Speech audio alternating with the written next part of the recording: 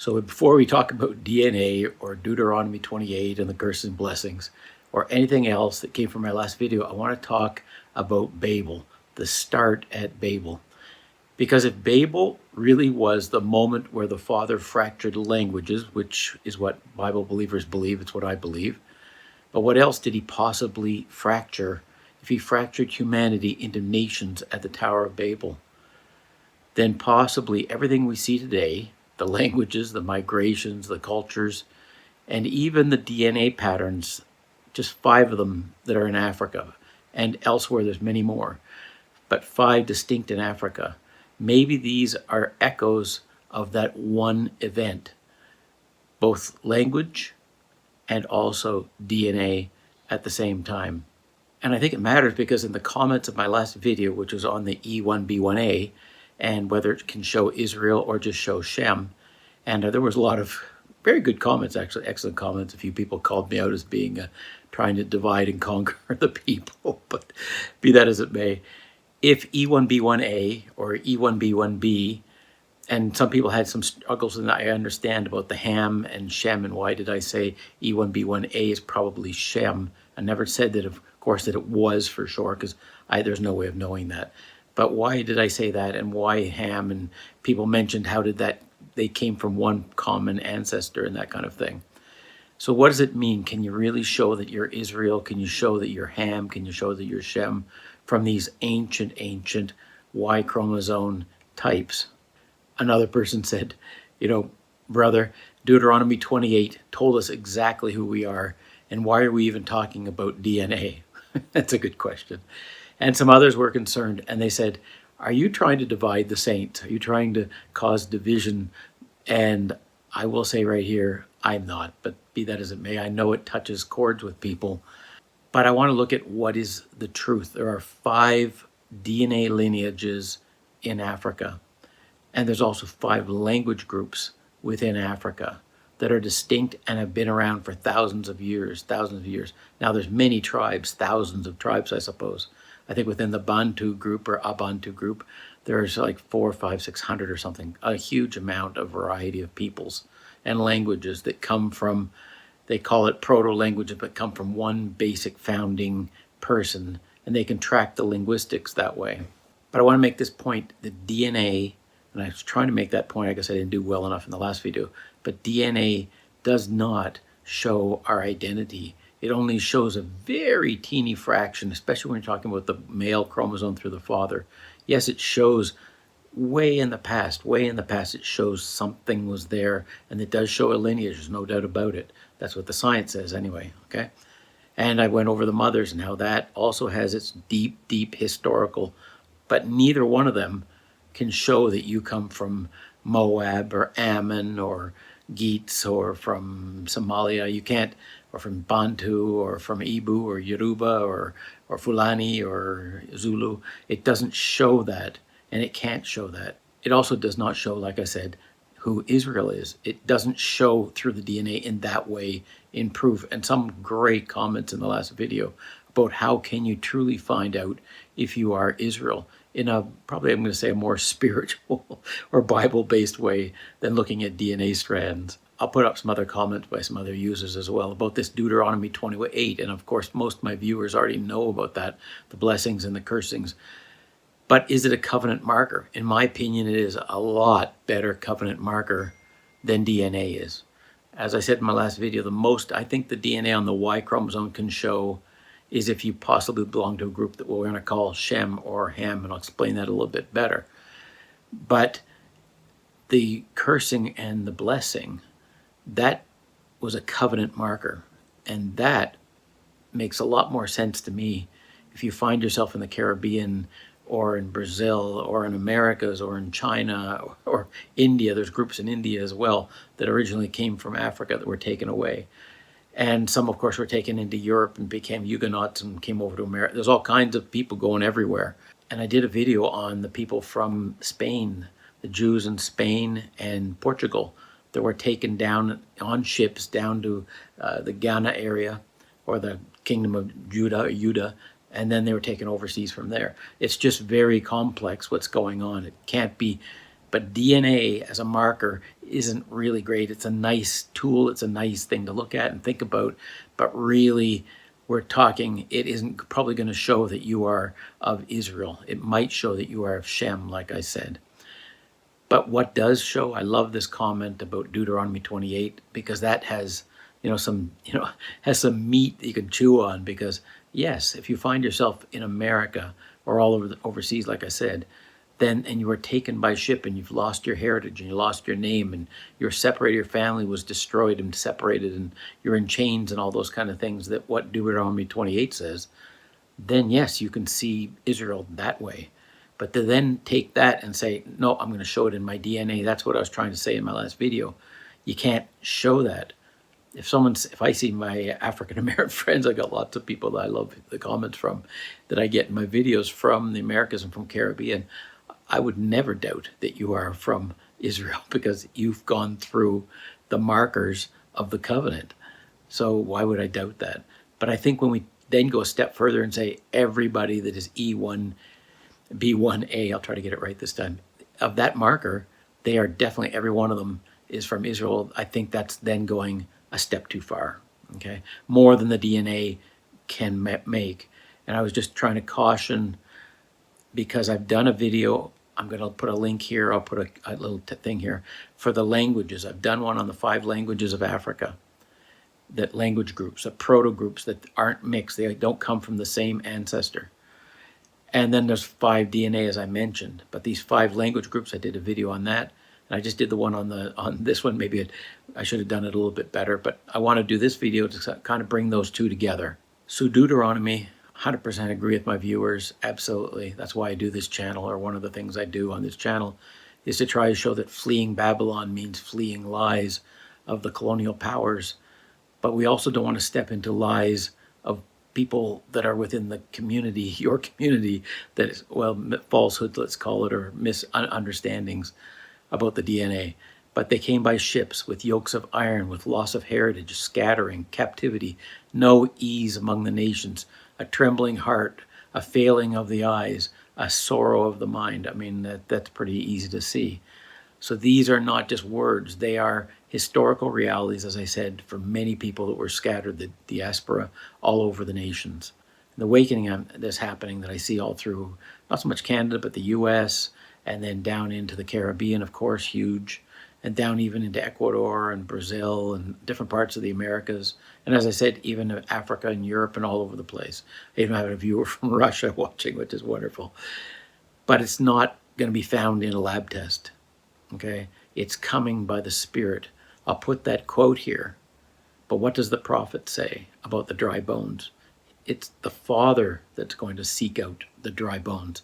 And he's not coming with a test, right? That you put your swab here and take your test, and now I know who you are. The Father already knows who you are. He does. And so he can, give the Spirit to who he will, because he knows who his children are, and he has a purpose and a plan behind it all, even behind the suffering. There is truly a plan, I believe. So instead of the DNA test, I would place, like many of my viewers said, why even bother? But yeah, I mean, it's nice, it's fun, but please don't put the DNA test ahead of the test of the scriptures, which is finding the covenant people through what they've gone through. I want to speak about Babel, and I hope this will find some interest to you, because it was very interesting to me, and that's why I tend to like to share these things. The Father didn't create, I'm going to call it races. Those things happen, but he created nations. And how he did it, and why he did it, and when he did it, I don't know. But in this video, I want to talk about the Tower of Babel. I've done a video on Japheth, Ham, and Shem, and how they came from one set of parents, which means they were brothers, and they looked like brothers would look within the group, and I believe they were African looking. But the issue is, we now have peoples from China, Japan, Yakutsk up in Russia. We've got Europeans, we've got people in, of course, Jamaica, but that's different. But we've got people in South America, we've got people in Australia, We got people all over the world, even within Africa. As I said, there's 5 distinct groups, thinking of the Khoi or the San people. People have corrected me on that too, the Khoisan or the Pygmies or the Nilo-Saharan. There's 5 different groups within Africa. So where did these groups come from? Because they don't track back easily into one person. So what happened? I believe this is just, I'm going to put this out there. This is certainly not saying it's fact. I'm not saying it to prove it or anything like that. I'm just saying for you to think about it. Maybe what happened at the Tower of Babel was deeper, much deeper than just changing someone's language. Maybe there was a change within the people, within the different groups that were pushed aside, pushed away into different places. And maybe the language is just a part of that there was a deeper, let's say a DNA change, which to me would explain why there's 5 groups in Africa. And for an outsider, they would all look African. And many of my viewers have said, no, I can tell a Bantu wherever I am, or I can tell a Yoruba, or I can tell a person of Somalia or Geats, or I can tell wherever people are from, they can kind of tell who their nation is, even if they're in another country. But there are 5 distinct groups within Africa in DNA markers. The E1B1A and the E1B1B, which, but there's also the AB and the BA01, and there's all these different markers. But 5 of them are distinct to Africa, just talking the continent of Africa, because Madagascar has its own group. But within the continent, there are 5 groups. There's also 5 language groups, proto-language groups, that are all within the continent as well. So when you got thinking, is it possible that the languages are only part of what got changed? Is it possible there was a deeper change that the Father did through the Spirit? Some people say Ruach or Holy Ghost or Comforter or whatever way. But maybe it was a very deep thing that happened that really separated and made the nations. So when you look at the Romans, they're one way, and you look at the Greeks, they're one way, and you look at the Chinese, they're one way, and you look at the different peoples around the earth, they are different peoples, different language groups, different DNA in some ways, different things happened. I'm not saying that this is what happened, absolutely. But I'm thinking it's worth looking at. And I think Africa, like everything else, I put this comment in my last video, I'm going to put it up again, because Diop, the Egyptologist, made a great point, and I love that point. And he said that all men came out of Africa. I believe that because I did a video on the Tower of Babel being in somewhere south of Egypt in the Meroe type area. But in that video, I made the comment that everything went out from there, and I believe that. Language-wise and DNA, I believe it all happened from there, and people went out throughout and populated the earth. So think about it as a nation-making event. And what would create nations? Well, creating different peoples, not just languages, but peoples. Now, how people's appearances changed over time, depending on light, the amount of light, the different climates, all that kind of stuff, that's all, I don't really even care that much about that. But the reality is maybe something really deep did change at the Tower of Babel beyond just confusing people's tongues so they could talk. Maybe they truly changed deeper than that, and maybe the Father did that to split people up so they wouldn't do wickedly in one group. I don't know if you've talked about that or thought about that, but one of the reasons I've heard, and I believe it's true, that because we're all moving towards this one world group again, that's what they've always wanted, but when the Father broke it up, it stopped one group from being completely wicked and making but 10 or 100 different groups.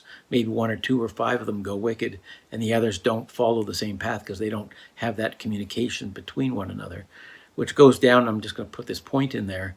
In my last video, there were quite a few comments of people that are still uncomfortable with the issue that Judah married a Canaanite, and Simeon and Joseph married someone from Ham as well, but from Mizraim, and that Moses married a Cushite, and those kind of things, and Bathsheba, who was married to a Hittite before David, or Rahab, she was a Canaanite. And I don't know why that we have this desire to be this, pure blood type thing. I know the elites of the world, they love that. That's their number one thing. But I don't know why the people of the Lord would be worried about that kind of thing, the waking seed, because most of the people that have been thrown overseas in the Americas and all through the Caribbean are mixed up of many groups. I see the comments that, I'm from this, and I've got a European mother, and I've got a family member that's this way and that way. Yes, it's mixed, but I think if we can get the idea that the Savior's own lineage has these people in it, has Bathsheba, it has Rahab, it has, we don't know the name of, but maybe Tamar, but we don't know all the people's names and who they all married. We only know the male names anyway. But if some of them were definitely Canaanite, then there was definitely some mixing, even within the lineage of the Savior himself. And when he went to talk to the woman at the well, she definitely wasn't of Judah. Now, maybe she was partly mixed with one of the other tribes of Israel, fine, but she wasn't of Judah, and she didn't feel welcome within Judah. And I think that this exclusionary thing isn't exactly what I think the Father was after. I think in the command or the covenant with Abraham, it was that they would be the leaven or be among many nations. If they had only gone and lived where Abraham had lived all his life in one little spot, they would have had a lot of people in that one little spot. But how could they then be the father of many nations? How could they be mixed in? How could they be the leaven or the light to all the peoples? I just put that out there for my viewers to think about. And it's only a comment, right? Just to think about. So if the Tower of Babel changed something within the DNA, possibly. I just put it, like I said, just possibly. The languages, same thing, possibly. But we do know for a fact, there are 5 language groups. And you have to remember that there's only 4 today really that have survived of these ancient language proto-groups. The Niger-Congo, the Afro-Asiatic, the Nilo-Saharan, and the Khoisan. The Pygmy group, they know there was a 5th group. There's still a few words and a few expressions within those groups that don't belong to the Bantu people that are around the Niger-Congo group, right? But they have lost most of it, but they still know there was another language group there, and you can look that up. So there were 5 deep linguistic families, and there were 5 DNA families. Not saying when and where they split, and in my opinion, just put it out there, the Khoisan and the Pygmy may have left before the Tower of Babel, which is why theirs is more ancient than some of the splits like the E1, B1A, and B, and all those things. But be that as it may, just think about the fact that what's the odds that there's 5 DNA groups and there's 5 language groups? I find it astounding within the continent that are still there and can be found. These echoes of a distant path. And I think it goes back to like I said, for me, I really believe it goes back to the Tower of Babel. I have 0 proof. I will not say I have any, but it's fascinating. What are the odds, right? Why isn't there 7 and 3 or 10 and 1? But the 5 and 5 makes me think, at least for me, go, wow, that's something to really give it some thought to. In the DNA, there's an AO, A1, that's the Khoi and the Khoisan. The AB mixed, that's the Nilotic people that are more in the Sudan, Egypt area. And the Khoisan, of course, towards South Africa and Namibia, that area. The Pygmy in the center of Africa and in Congo in that area, and they're B2. The E1, B1A, the Niger-Congo group, which of course makes up a lot of my viewers, and that is all West Africa, Central Africa, even into Kenya now, and then all the way down into South Africa as well. Most of what they call sub-Saharan Africa in the colonial words. And the E1B1B, which is mostly North Africa, including the Berbers, all the way from pretty much Morocco, all the way across and down into Somalia. And that makes, which is one of the reasons I brought up in my last video that the E1B1B in my mind is probably Ham, because those are like Cushite, and the lands that go with Cush, Mizraim, Put, that would sort of make sense for me.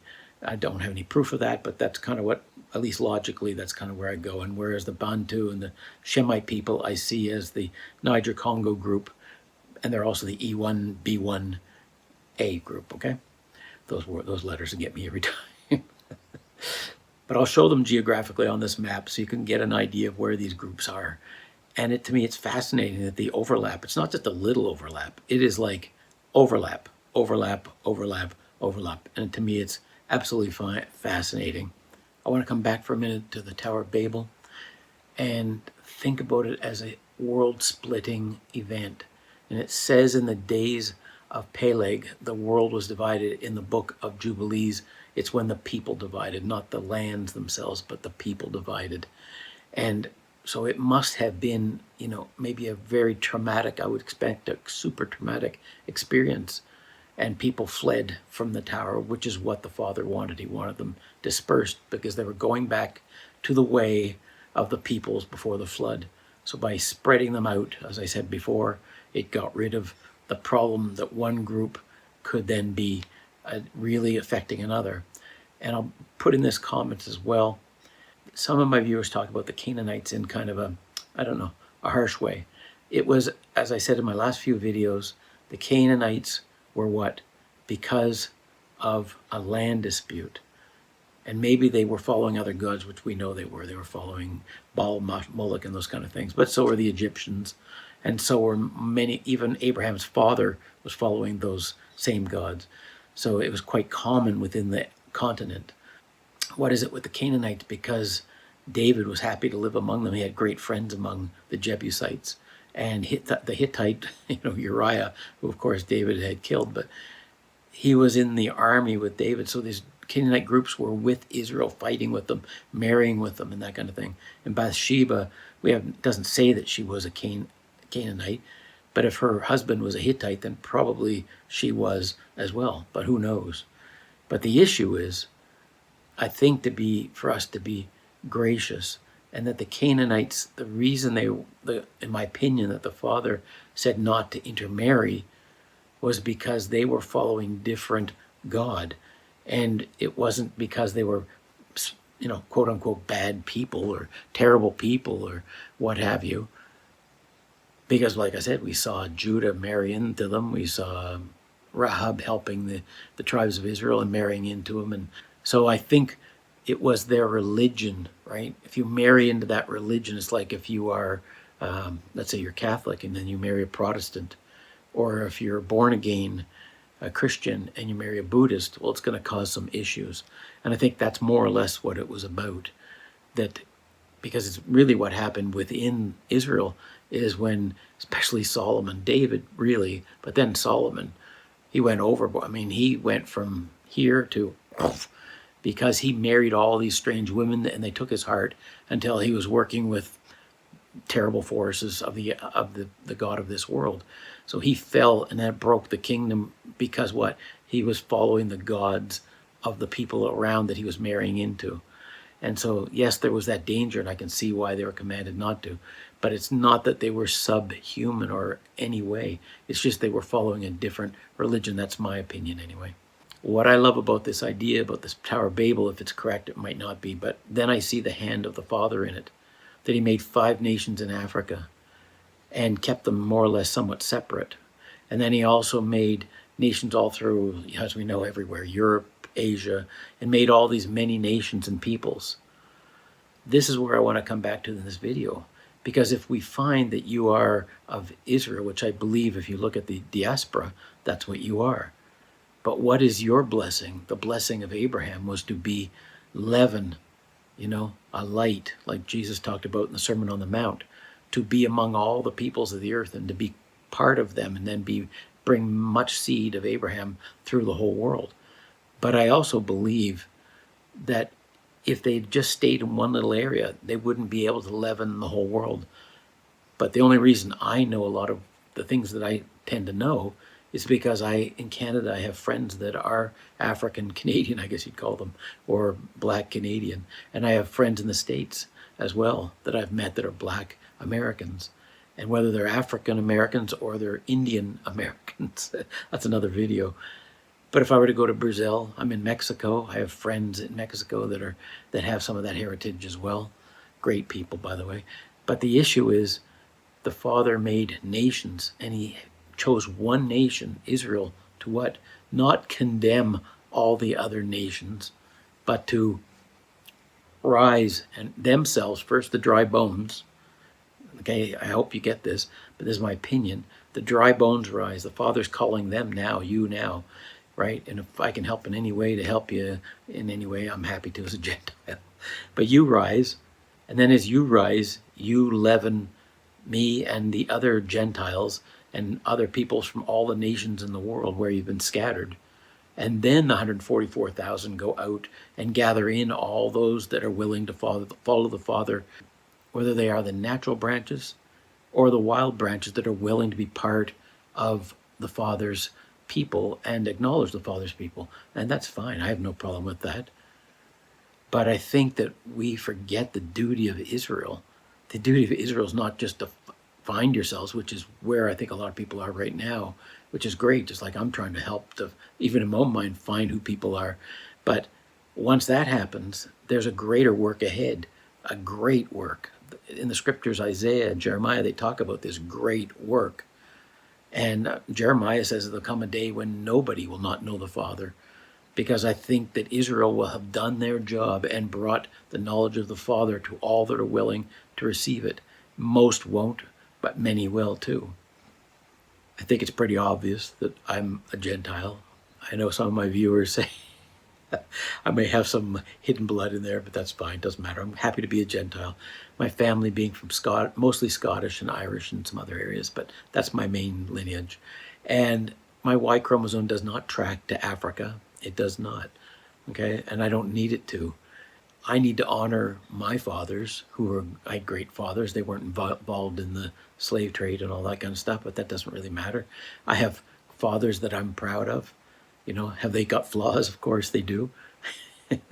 Just ask Judah if their fathers had flaws too, or the lost tribes. You know, people are people. But yet, at the same time, I honor the people in Mexico, where I love the people in Mexico and try to help where I can. But I love and honor the viewers that I have that are from Africa. I'm not trying to divide anyone at all. I have no that I know of. Maybe I do. I don't have any agenda of any sort. But I do have a desire to overcome the Pharisees within your own people and within my people. They're everywhere. The elites of this world, they run the world. And I mean, fleeing Babylon is about fleeing Babylon. It's everything, everywhere, all the time.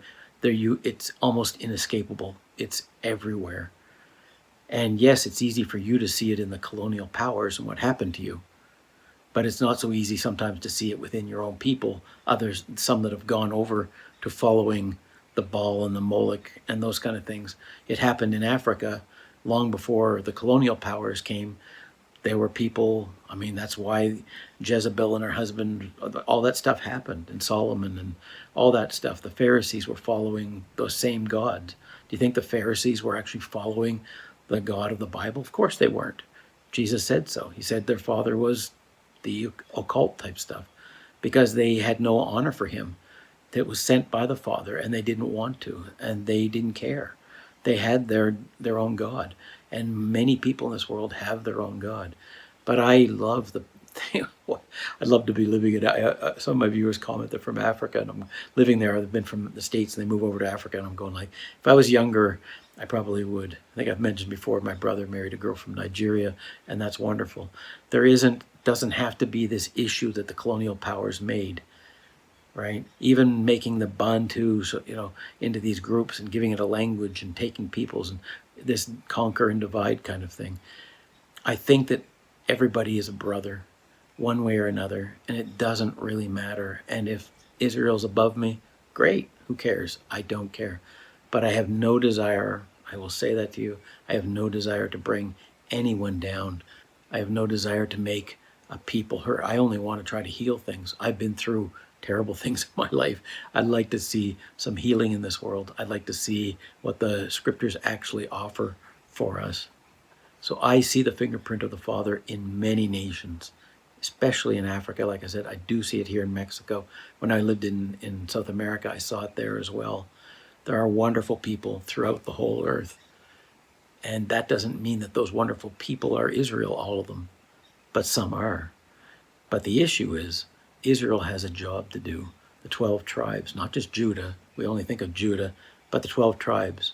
And if you read in Jeremiah, we can pretty much understand the 12 tribes haven't really been brought back. Doesn't mean there aren't a few of the 12 tribe peoples living in Africa and all over the place.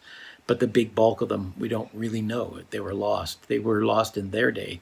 They didn't know where they went. And that was when they knew where everybody was, more or less, in Africa. And they considered them lost or taken away by the Assyrians. But the issue is Shem, Japheth, and Ham were a family.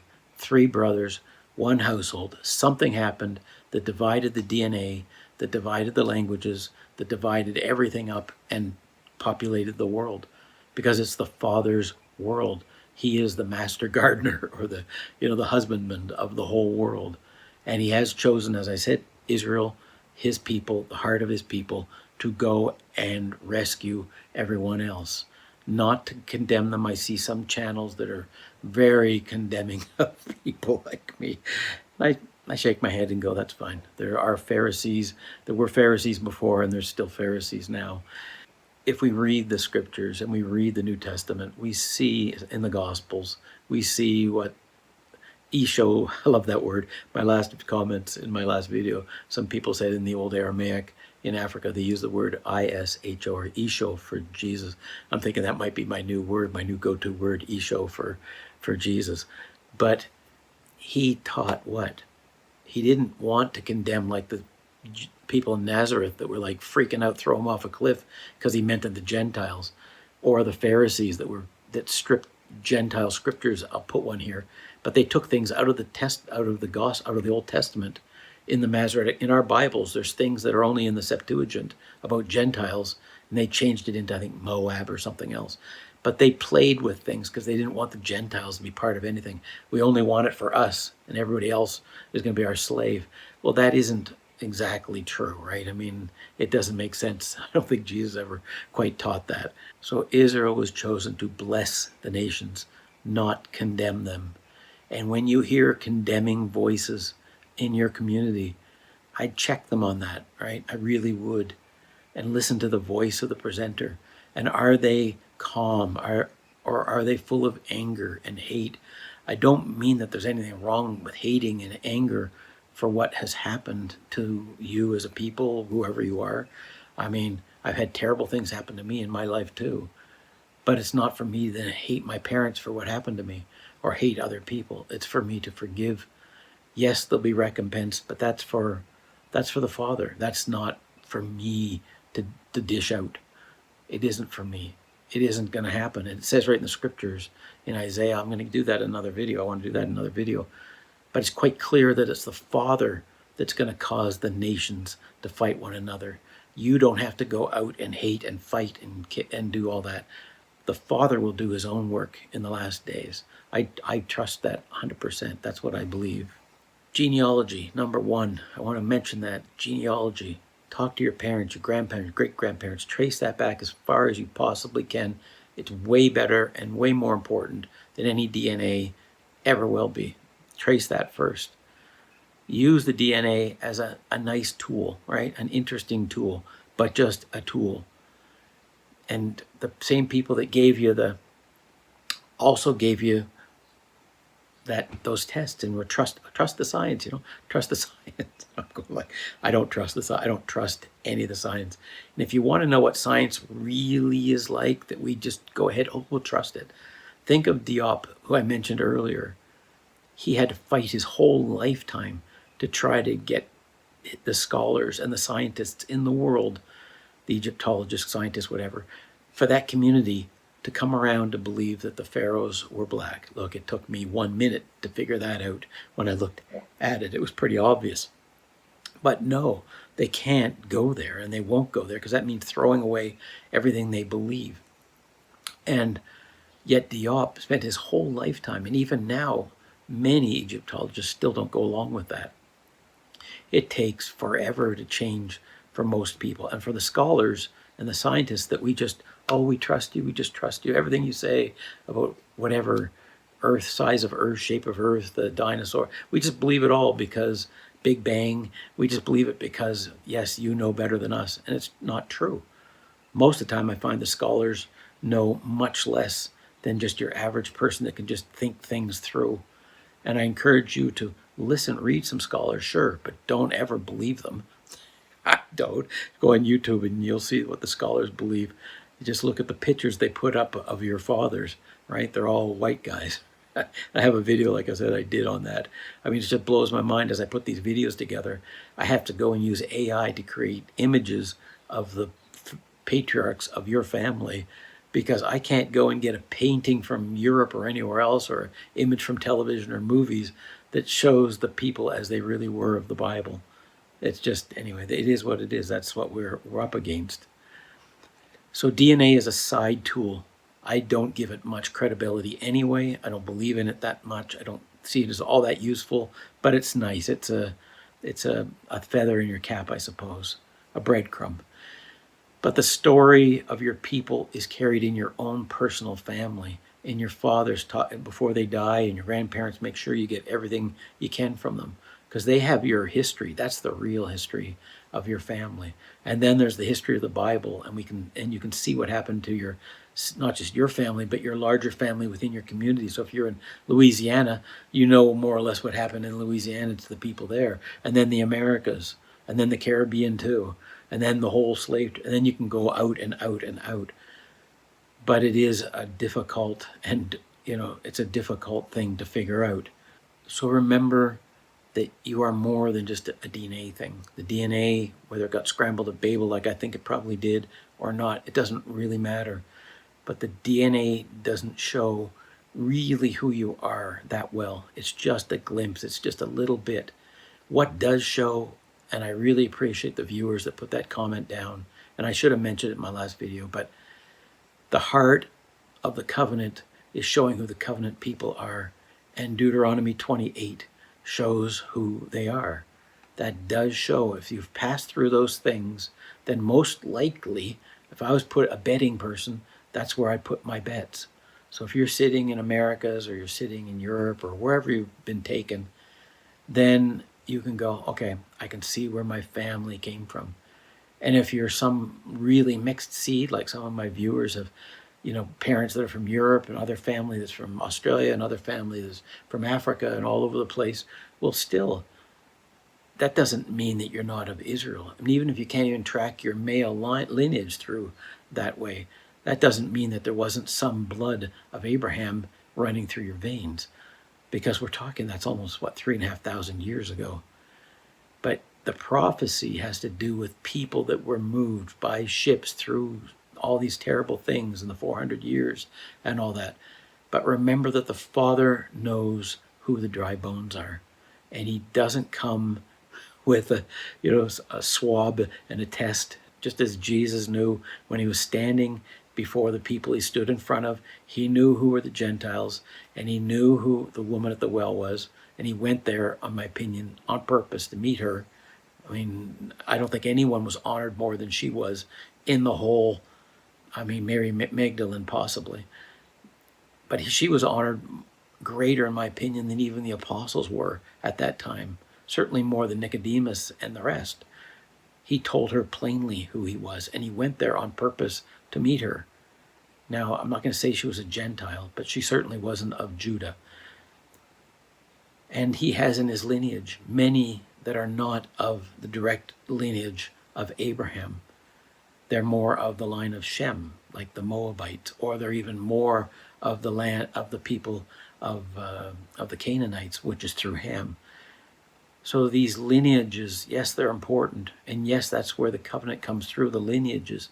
But the lineages come with a cost, and the cost which the people in the time of Jesus, your fathers, were destroyed. When Jesus wept, he wept because they wouldn't do what they were asked to do. That's the sad truth. They weren't ready, and so they had to be dispersed.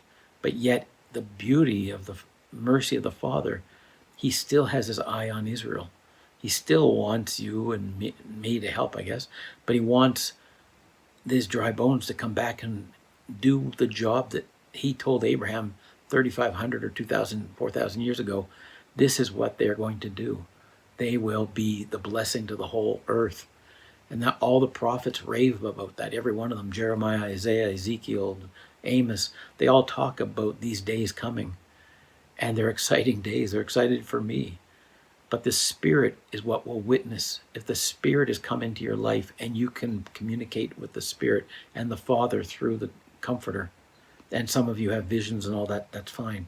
But if the Comforter comes into your life and you can feel it stirring you, then you know you're Israel, I would expect. Because that is Father calling his own back to his own self. Anyway, I hope that helps you to understand. Here's that last video I did that was directly on that issue. And I'll put another video here. I think I'll put another one here of the languages, so you can look at that if you haven't looked at that before. Anyway, thanks so much for watching, and please comment. I love all your comments. They're wonderful, even the ones that call me out, and that's fine too. Anyway, thanks and have a good day. Take care. Bye-bye.